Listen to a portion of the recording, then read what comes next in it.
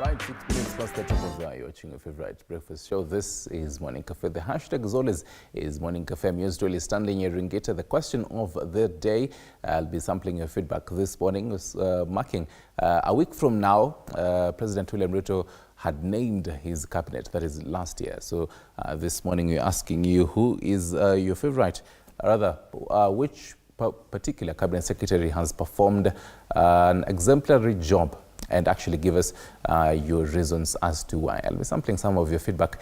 Facebook at TV47KE, on X at TV47 News. Now, let us cross over to West Pokot County, where Andrew Juma is. Andrew, good morning. What is the latest in West Pokot? Asante sana kwa mara nyingine kutoka kaunti ya West Pokot. Leo hii tunazungumzia masuala ya mtoto wa kike, yule msichana ama yule mama. Kumbuka kwamba kaunti ya West Pokot ni mojawapo ya zile kaunti 6 zinazopakana na bonde la Kerio na zinazoathirika sana na mambo ya ukeketaji, mambo ya ndoa za mapema na mambo ya dhuluma za kijinsia. Tuweze tu kuzungumza na mmojawapo wa wale wataalam ama wale waanzilishi wa mashirika mbalimbali, mashirika ambayo yanaweza kuchangia ama kujaribu kupigania haki za watoto wa kike na wanawake katika kaunti. Tuanze tu kwa haraka. Asante. Kwa majina naitwa Evelyn Prech. Mimi ni activist. Mimi pia ni muuguzi. Nimehitimu kwa kazi ya uuguzi, lakini nimeacha hiyo taaluma yangu ili kutoka nje kuelimisha jamii na kupigania haki ya mtoto sana sana wa kike. Vile umeeleza kwamba kaunti hii ni baadhi ya ile counties ambazo zinasumbukana na mambo ya ukeketaji na zile mila potovu zingine. So kama shirika tumekuja pamoja ili kuweza kuelimisha sana sana community yetu kuhusu mambo ya ukeketaji. Kila mwaka huwa tunafanya ile sherehe ama kwa sababu hatutaki kupoteza ile mafunzo mazuri yalikuwa yanatokana na mambo ya ukeketaji, yani wakati sherehe huo inafanywa. So tumeweza kufanya kwamba tunafanya alternative rites of passage kila mwaka ili tuweze kuelimisha.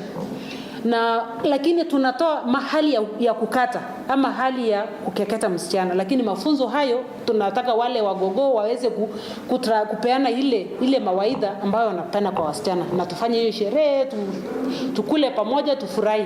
So tumekuwa tukifanya kila mwaka, na shukuru ya kwamba tangu tulipoanza zaidi ya wasichana 4,000 wamepitia katika mafunzo yetu, na wale wamebenefit directly kwa maneno ya kwa rescue kutokana na hiyo hali ya kuozwa mapema ama maneno ya ukeketaji ni zaidi ya wanasichana 200, na wengi wao wako katika shule ya primary, wengine wako katika shule ya sekondari na vyuo vikuu, na wengine katika ile technical schools. Wale ambao kuna watoto ambao kabisa hawajaenda shule na maybe wamefika ile umri ya kwamba wanaona kwamba ni vigumu kurudi shule, hawa tunawatafutia skills ambayo kuna tailoring, tunawapeleka katika wajifunze katika kushona, na pia washone hata zile hedhi vitu ambazo wanajisitiri nazo wakikuwa wakati wa hedhi. So hizo tunapeana hizo skills. Pia tumeweza kushiriki katika kuelimisha wazee, vijana, kwa sababu pia hawa ndio customers. Tunaelimisha pia wajue ubaya wa kukeketa wasichana. Tuna wazee, vile tumesema, viongozi kama chiefs ama village elders, tunaweza kuengage pia na viongozi kwa makanisa, kwa sababu tunataka ya kwamba hii iweze kufikia kila moja katika kaunti yetu ya West Pokot. Kutumia pia media, vile umeona tumeweza kufanya mafunzo. Nashukuru ya kwamba kwa sahihi tunaona ya kwamba imeenda chini.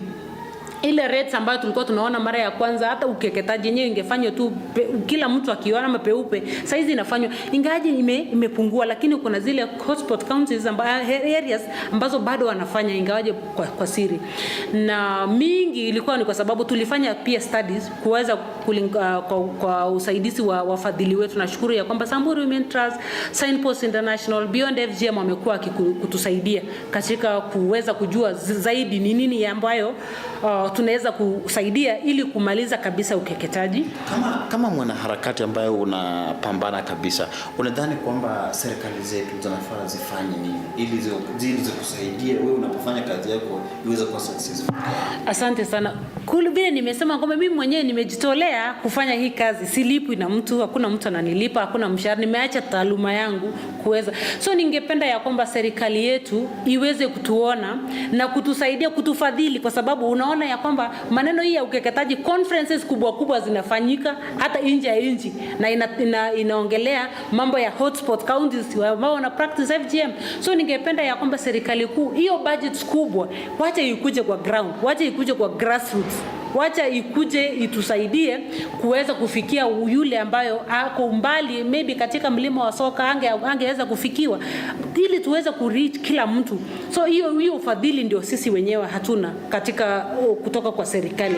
Lakini nashukuru ya kwamba kuna wachache katika especially anti-FGM board ambayo wanaweza fikia kama kupitia vyombo vya habari kuweza kuelimisha, lakini ningeomba ya kwamba sisi tuweze kukua tupewe hiyo nafasi ya kuweza kukua empowered ili tuweze kuempower community yetu. Changamoto ambazo umekuwa ukikutana nazo, najua kwamba unasikia kwamba kuna mtoto amekuwa rescued pahali, unapofika kule unapata wazazi wake nao pia wana mambo yao, wewe umeweza kufanyaje ili kuhakikisha kwamba unafaulu changamoto kama hizi? Asante sana kwa sababu umeuliza swali nzuri. Most of the time, especially wakati wa drought, ukienda kurescue hata inakwanga changamoto kufikia mahali pale kwa sababu ya facilitation, fuel, nini ni ngumu sana. Lakini yule ambao umejaribu sana kufikia mahali pale, huwa wanasema mzazi anasema enda na mtoto. Sasa wewe mwenyewe kama mimi mwenyewe nashindwa nitampeleka kwangu, nitampeleka wapi, nitamfadhili na nini?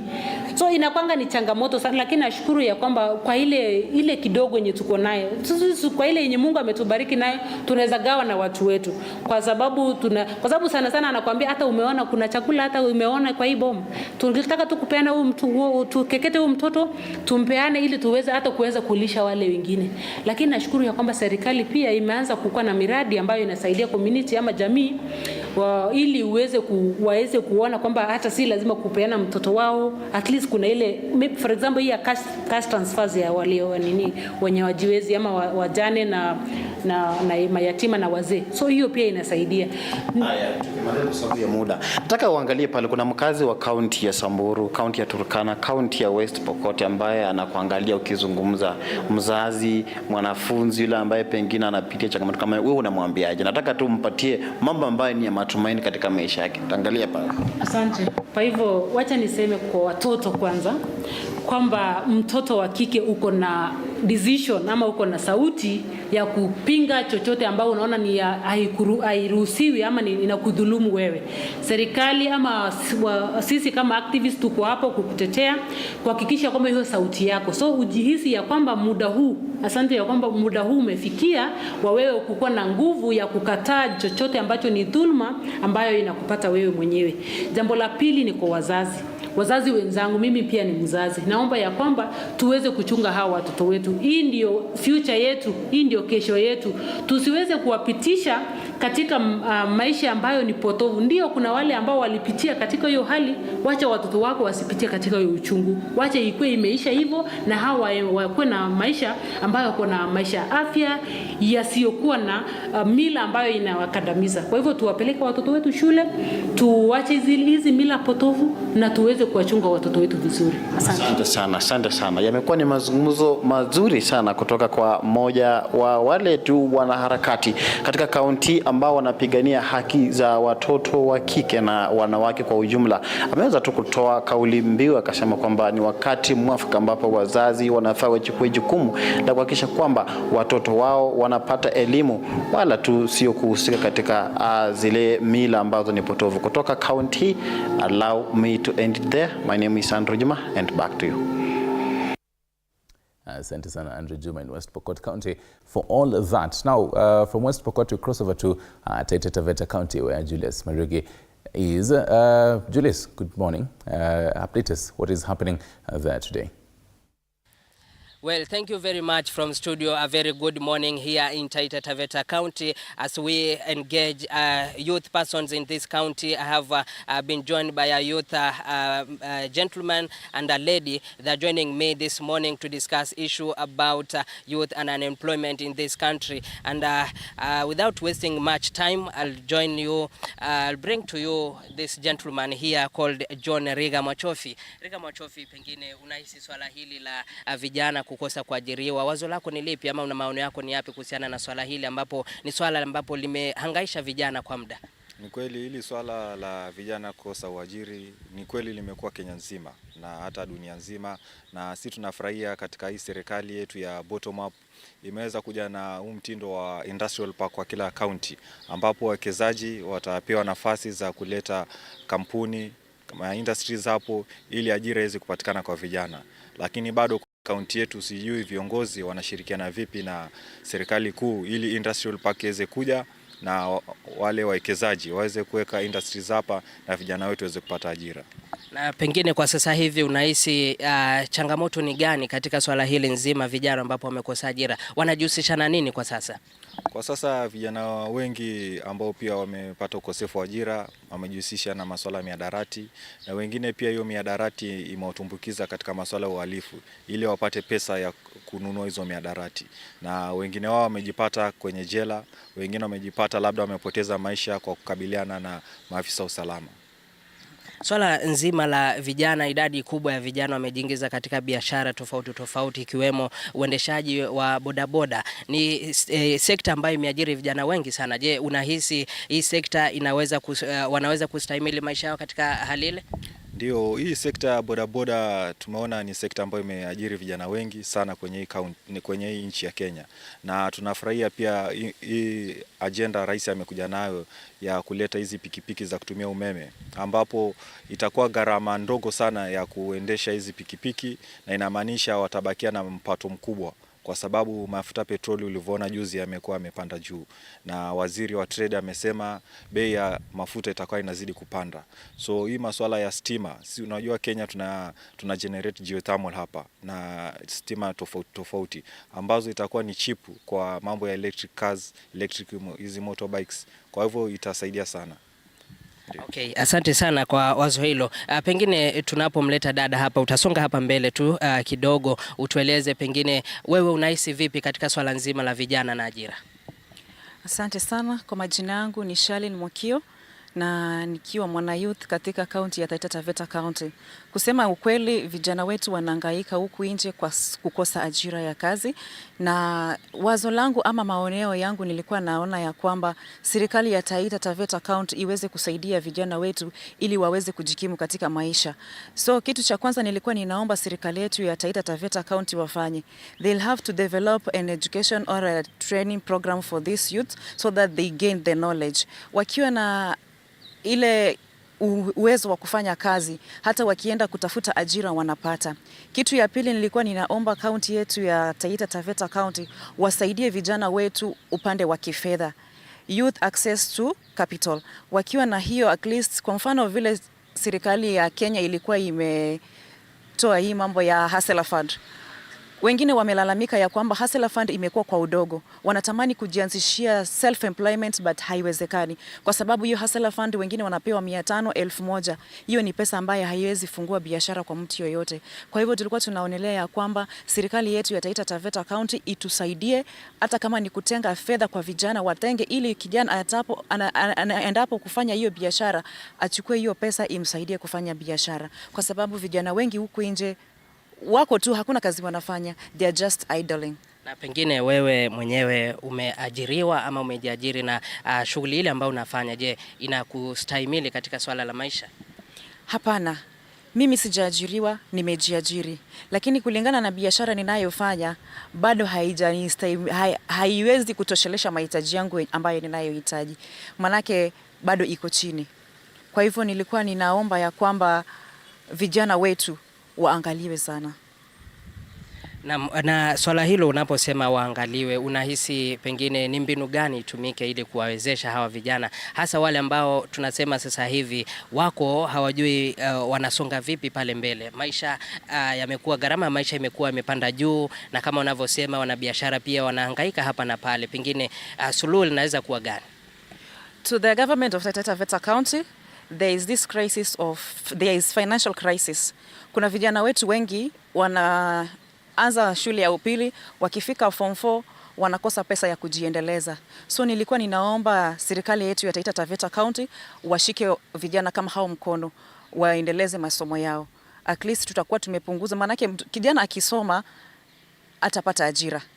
Na wengi wanasema tunashindwa kujiendeleza kimaisha, manake hatujapata watu wa kutushika mkono ili tuvuke ngambo ingine. Asante sana. Well, and as you have heard from a lady and a gentleman talking about issues to do with the youths, and they are calling for government to empower the youths and also to give them capital to start their own business. And in other news in this county, we shall be looking into an issue whereby it was published in governor's social media about a court, environmental and land court, that has been opened here in Voi, and services will be provided here in Voi, and this will be a relief for the residents of Taita Taveta County seeking to get justice into the environmental and land issues, whereby they have been going to Mombasa to seek for these services. And also today, Governor Andrew Mwadime will be hosting a cabinet meeting whereby they will be deliberating on various issues to do with development in this county. Now, as I bring it back to you in studio, I am Julius Mariki Mwakivo from Taita Taveta County. All right, thank you, Julius Marigi, for that. In Taita Taveta County, basically breaking it down, what to expect in that county, and also getting sentiments from young people concerning the whole conversation that Fred was having earlier on, speaking on matters youth and unemployment, how it is in different counties. But then, a week from now, we'll be marking 1 year since President William Ruto named his cabinet. And this morning, we're asking you, what do you think about which cabinet secretary is really performing? But then, before that, allow me to take a look at also matters crime watch in counties. So residents of Shanzu in Mombasa County were left in disbelief on Tuesday after finding a beheaded body of a young woman dumped into a thicket. Also, police officers in Githunguri, Kiambu County, are investigating a case of the deaths of a mother and her child whose bodies were found inside a well on Tuesday morning. Chichi Johnson tells us more. A low-spirited mood engulfed this village in Kiambu County, where 2 bodies were found in a well. 1, 2, 1, 2. It is suspected that Simon Kimani, aged 45, had a quarrel with his mother, Mercy Maingi, aged 75, before their bodies were discovered inside the well. Leo kumekuwa na kisaga ya mama kurushwa shimo la maji na kijana wake, ambao walikuwa na furugu juu ya aliingia katika dini ambao ilikuwa ni kama ni potofu, na walikuwa na shida na yeye. Police officers are probing the incident to determine whether Simon Kimani killed his parent and disposed her body before taking his own life by jumping into the same well. Hata ieleweki vizuri ni nini ifanya wote wawili wae pamoja na wae kwa shimo. Neighbors who have been witnessing ongoing disputes between the son and the mother expressed shock at the tragic turn of events, as they did not anticipate it would escalate to such a distressing level.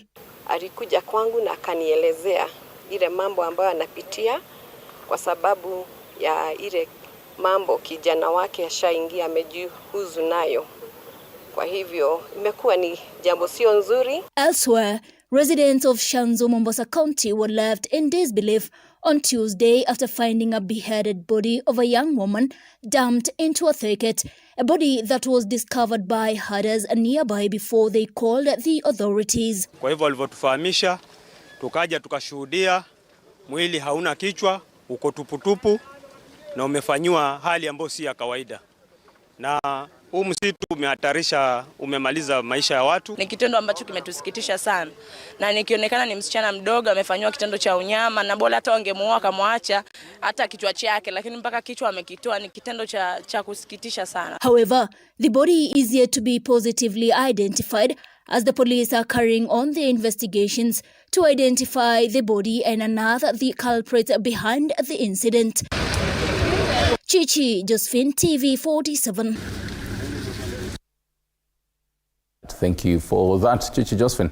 Basically taking a look at some crime watch in different counties. And before we get Violet Ouma, who basically actually is not in Kakamega, but then right in County 047, allow me to sample some of your feedback as you also tell us what you actually think.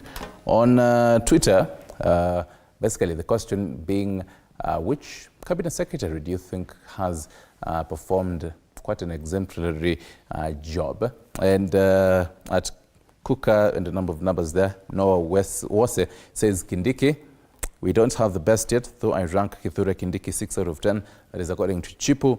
Atsewe_Mat says, so far Kithure Kindiki leads, followed closely by Kipchumba Murkomen. And Moi Kibaki in the whole of, Abu X says Kithure Kindiki and Ababu Namwambwa. Finally, before we do get a Violet, no-brainer, Kithure Kindiki, who should have been our deputy president, as according to Alex Mayore. Right, now let us cross over to right in Nairobi, where Violet Ouma is. Violet, karibu sana in Nairobi, and tell us what you're really following up on today. Asante sana, Nyaringita. Yes, I'm actually in Kakamega, in Nairobi. I'm actually used to Kakamega, but I'm in Nairobi at Angong Hills Hotel, whereby we're having a symposium bringing together journalists from different countries in Africa. It's an organization, rather is a meeting that has brought together journalists, as I said, from Africa, organized by AVAC and in collaboration with Mesha and Internews, talking on matters that journalists, or rather Africans, need to tell their own stories. You're talking about issues, HIV and COVID-19. Basically, what needs to be done? Are we doing as much in terms of, journalists highlighting these stories? Do we have even enough information and factual information and also data on the whole aspect of HIV and COVID-19? So it's a matter that actually brought together all these journalists to ponder and discuss on issues that are affecting Africans and how we can better tell stories, our own stories in Africa, especially pertaining matters HIV and COVID-19. I'm joined by one of the organizers from AVAC, Angelo Katumba. Probably you will tell us what is the need of having this conversation, especially with journalists. If you can just look at the camera. Thank you so much for having me, Violet. Pleased to be here. Good morning, viewers. We are here to help tell the science story, and who best to tell that story than our journalists? So we have brought together journalists from Uganda, Kenya, Zimbabwe, Zambia, Malawi and Tanzania with the hope that we can bring the health story back on the front lines. We can bring the health story back on the front pages. COVID-19 is still here. It is the pandemic we have today. We don't know what pandemic is going to come tomorrow. So we want to be able to equip our storytellers with the tools they need to be able to tell these science stories, these health stories, in ways that the woman in Kakamega, the young man in Nairobi will be able to memorize and remember to be able to take care of their health. Mm-hmm. That's why we're here. Oh, okay. I believe that bringing together Africans, then that means probably there is a lapse. There is something that probably we are not doing as African journalists, health storytellers. Basically, what are the gaps? So one of the things we've been hearing a lot lately is that the COVID story is stale. The COVID story is dead. And yet, we know that people are still getting COVID. People are still getting infected, and some are even dying. So how do you ensure that those stories don't get lost? Many journalists have not been trained well to go beyond telling the story of the Minister of Health said this, the public relations person of this ministry said that. We want to help them to get deeper. So we have what we call a media science cafe program that we're running in these countries. And through the program, we're helping to build relationships between our healthcare providers, between the scientists who are doing this work, the researchers, the Ministry of Health, our regulators, to come together to be able to get a better understanding of not just COVID, of HIV, of other health issues, to ensure that they're able to report on them on a consistent basis. When we build those relationships, when we build trust between the communities and the media, we will be able to bridge the gap that we're seeing between communities. And civil society plays a really, really critical role in this program. One of the, as the glue that brings everybody together. Civil society is on the ground with the people. They're in the communities. So, and they're also with the scientists, so they understand what we call translation. They can translate complex community issues to the scientists in ways that communities understand. So we work together, so scientists come together with civil society and the journalists to be able to help tell these stories, and in this case, to tell the COVID story and keep it alive as it should. I like the fact that you brought together journalists and also policymakers and those people who mattered, like KEMRI, for example. Yesterday we were with KEMRI, we were with AMREF and all that. Probably, and most of the journalists, that what came out from the meeting, that there's a lot of bureaucracy in these offices, and the fact that you brought them on board, then probably would really help in terms of just working on this as civil societies, as organizations. Other than just reaching out to the media, are you reaching out also maybe to the policymakers, to the government? Mm-hmm. Yes. So the way the program is set in all of these countries that I've mentioned, it's a relationship between policymaker and journalist and civil society and the community together. So we cannot, all of them are critical players to this.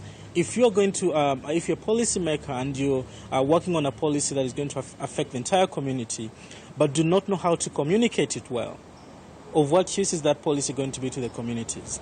So, but in the past we've had most of the regulators, policymakers, scientists, in the past we used to hear them complaining, every time I talk to the journalists, they misquote me. They never understand the science that I talk about. But at the same time, we used to hear a lot from the journalists that the scientists speak in a language that almost is from Mars. So when a scientist comes and says, this attenuated vaccine, what do they mean by that? So we have built a program that is helping the scientists to be able to speak in a language that journalists understand. And in that way, if the language of the scientists is understandable to the journalists, they are the pulse of the community. If the journalist is going to understand those very complex scientific terms that the scientists are using, when the scientists learn to break them down for the journalist, they are in turn breaking it down for our communities. And that's why this program is important. And that's the same for the policymakers. It's the same for the regulators. What do these regulations mean for the wananchi? What do they mean for that young person who is trying to get PrEP? What does it mean for the young person who is trying to find a COVID vaccine, or who is making a decision on whether they should be vaccinated or not? This is why this program matters. This is why these conversations between the different stakeholders and the journalists with civil society are critical, and that's why we're here. Okay. Probably if you can just briefly tell us about people that we're expecting, some of the speakers that we're expecting, and why they really matter in terms of just talking to the journalists and addressing these issues of HIV and COVID-19. Great. So yesterday we had really great conversations with some of our scientists from KEMRI. We had our colleagues from AMREF. We had colleagues from even civil society. We had people from the Kenya Medical Association and so on and so forth. The reason these conversations are important is that, again, we want to bridge. We want to be able to break these things. And actually today, a lot of the conversation is going to focus on pandemic prevention, preparedness, and response. What a time to be talking about this. We know that COVID came. It is still here with us. But we know there's going to be another pandemic. Most of us were hoping that, these pandemics come maybe once every 100 years. I don't know, my friend, if it's going to be another 100 years when the next pandemic hits. We've already been through a few epidemics, since, COVID hit us. We heard about the Marburg. We have Ebola. If right here as I speak to you, we have some issues in Nairobi, with some kind of disease. we know the next pandemic is not too far from now. Sure. Are we prepared for that? Sure. Thank you so much. A very good question. As you finalize, as you're saying, are we prepared for any other pandemic if at all it hits this country or probably globally? There's a conversation that is actually going on, and we will be briefing our viewers basically what is happening, and of course we'll also be having interviews with some of the speakers at the symposium. I will have to take a short break, and we'll be back shortly after this. All right, okay, jumping the whole gun on that. Thank you, Violet Ouma, right in Nairobi, not in Kakamega, venye utakuwa umezoea, definitely telling us what to expect in that particular program and event. One of those programs that you really have to attend and listen in and just write notes. We're taking a short break. When we come back, I'll be sampling more of your feedback and also getting to know what is happening in other parts of this country. Definitely stick around.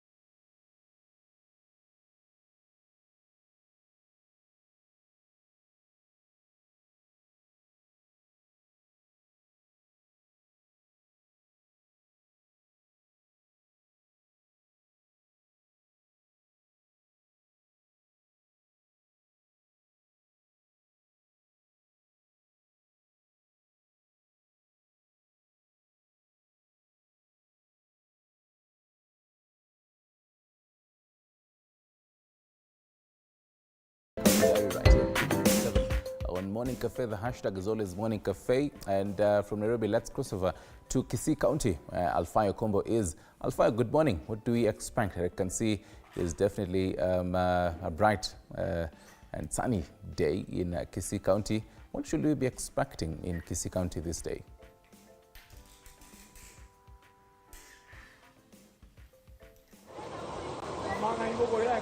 Naam, asante sana Stanley Nyaringita na kupata vyema kabisa kutoka gatuzi hili la Kisii, ambapo hii leo tunatarajia kupata waziri wa biashara na viwanda ambaye ni Moses Kuria, ambaye atakuwa nazuru katika gatuzi hili la Kisii, eneo bunge lile la Bomachoge Borabu, eneo lile la Tongereri, ambapo hasa wakazi katika eneo lile wanatarajia uzinduzi wa bustani la biashara na viwanda, ambao kwa lugha ya Kimombo tunasema Inaugural Industrial Park, ambayo inatarajiwa kwamba itaweza kuinua viwango vile vya biashara katika gatuzi hili. Lakini nitakuwa nazungumza tu na baadhi ya wakazi katika gatuzi hili, watueleze hisia zao ni zipi, kwa sababu kutokana na serikali ile ambayo iliweza kutoka ya Uhuru Muigai Kenyatta, walikuwa wamefanya uamuzi kwamba bustani ile la viwanda liweze kujengwa katika eneo lile la Sironga, ambalo lingeweza kuhudumia magatuzi 9 ambayo ni Kisii, Migori, Kericho, Bometa, na vile sehemu za Narok.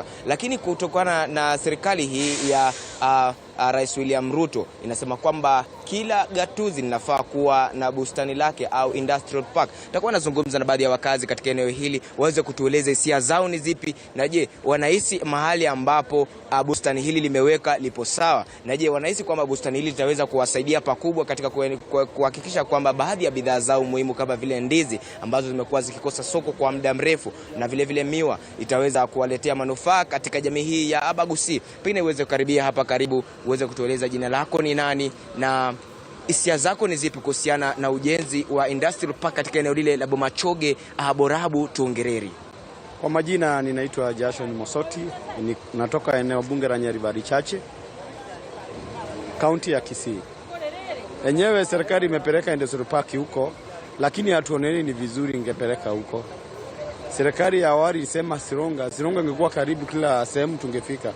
Mahali wamepeleka ni mbali sana, hata barabara ya kuingia huko ndani hakuna. Ukiangalia mahali tunatoka tuko mbali, tuseme Nyaribari Chache, Nyaribari Masaba, Kitutu Chache na nini, hizo nini, tuko mbali sana. Wameipeleka mbali, wangetafuta angalau karibu katikati hapa. Juu wakisema kila kaunti atengenezewa, serikali kizaa tu mikakati imetupenda industrial park imepeleka huko Bomachoge, Borabu. Wenzetu wa Nyamira watakuwa wanatoka huko kabla yao hajatengenezwa, ni mbali sana. Wangeangalia karibu na hao wenzetu. Sasa naona wamepeleka karibu na wenzetu wa Narok na wa Migori. Hawajaangalia wenzetu wa Nyamira. Asante sana. Naam, asante sana Stanley Nyaringita. Kama ulivyoweza kusikia tu, hizo ni hisia tu za baadhi ya wakazi, huku wengi wao wakiwa na alama tu kwamba mahali ambapo industrial park ile imeweza kupelekwa ni mbali kidogo, kwa sababu baadhi ya maeneo bunge kama vile Kitutu Chache North, Kitutu Chache South yapo mbali na eneo lile, huku wengi wakilazimika kurejea tu katika gatuzi jirani ambalo la Nyamira katika industrial park ile ambayo itakuwa inajengwa eneo lile la Sironga. Ni swala ambalo tutakuwa tunashughulikia kwa siku hii nzima, na tutakuwa tunakuletea moja kwa moja au mbashara kutoka eneo lile la Tongereri ili tuweze kufahamisha ni kipi ambacho kinaendelea kujiri wakati uzinduzi huu utakuwa unafanywa rasmi na waziri huyu wa biashara na viwanda ambaye ni Moses Kuria siku hii ya leo. Sana Alpha Ekombo from Kisii County, thank you for that. And from Kisii, we back here with Chepto Boit. Yes. Habari leo? Salama sana Stanley, uko aje? Mimi niko salama. Unaendelea vizuri? Naendelea vizuri. Karibu Kiswahili nipige chenga. You're definitely from radio. And but then now, what should we be expecting today? Today in the newsrooms, we are looking at there's the Maisha Card debate where public PS Julius Bitok is expected to have a meeting with the CSO stakeholders to discuss about its uniqueness. Right. Remember, Maisha number has been on the spot now, with some saying, you see, this number is meant to replace the other one, and they don't want anything about it. But you see, let's see what comes out of the meeting.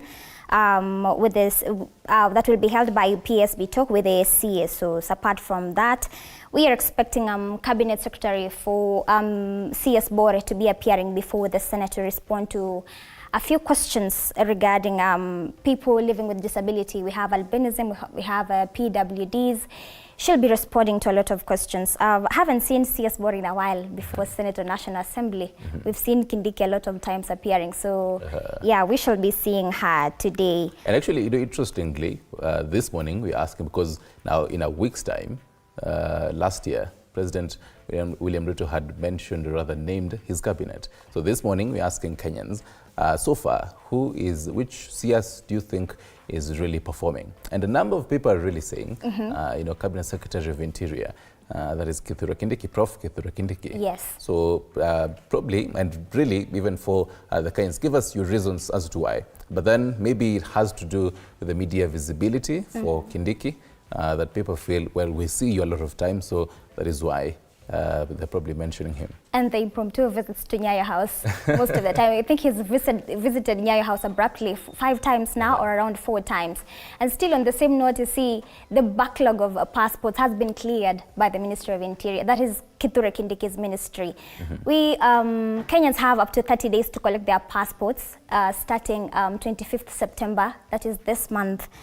Yeah, that is 25th September, that is next week, Monday. The ministry has close to 87,574 passports that were pending, imagine, that were supposed to be picked. Mine included, Stanley.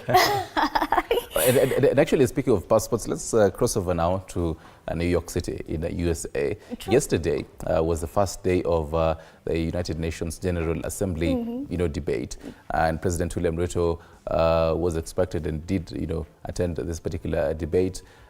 We have seen a number of, goodies on the same. What should we be expecting more on this particular matter? But then, okay, basically this matter, he's definitely he'll be coming back to Kenya with a number of goodies. True. Yeah, but apart from that, we are also following up on the Ministry of Education set to change the current grading system of KCSE examinations. This new one will be focusing on abilities more rather than the other one that was grading the best subjects that one performs in. Initially, we were having under the 844 system, which still, I think the new grading system will still pass by the 844 system and then the new CBC. But we used to see students do mathematics, English, and Kiswahili and choose 5 other subjects. Okay. That is 2 sciences, and I think 2 other humanities, and maybe an extra one. Yeah, but this one, they'll use the 3, of course the normal 3, then the 5, then now that they will gauge using that the ability of one student to perform in the 5 remaining subjects. Normally, of course, we have, as I've said earlier on, they usually grade 7 subjects.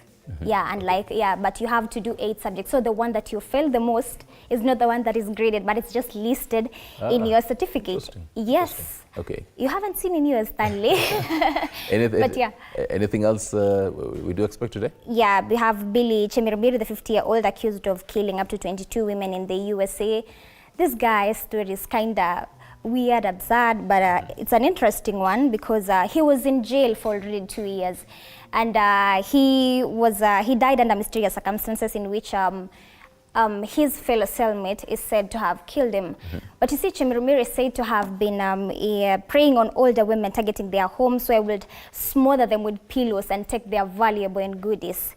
So it's an interesting story that we are following up on, and many more that are expected to come up during the day that we will be following up in our newsrooms, in our subsequent bulletins, of course. Stanley. All right, thank you, Chipto Boyd, for that. I definitely expect all that in our subsequent 7 and 9 p.m. bulletins. Asante sana, Chipto. But then, even as we also update you on our big story concerning Matters passports, that particular announcement by Professor Kithure Kindiki on Matters Interior, that particular big story on the same. Basically, the government declaring uncollected passports invalid once applicants failed to pick them on schedule, with close to 90,000 uncollected.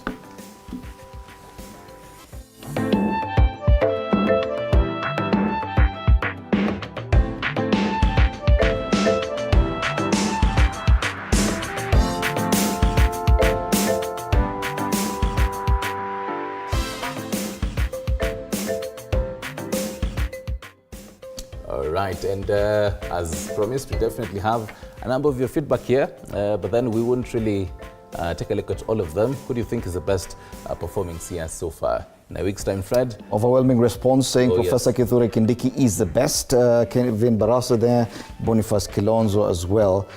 Mwash Kaguta, mwenye kutuambia tuchimbe visima. Jerry Mashara says Kithure Kindiki, Shadrach, Professor Kindiki. Well, I guess. True, says Akuna. No one. But if it was a poll, Kithure Kindiki definitely takes it. Oh yes, again, but then briefly, the whole media visibility really chipping in big here. Well, that is our assumption, but these people never really responded.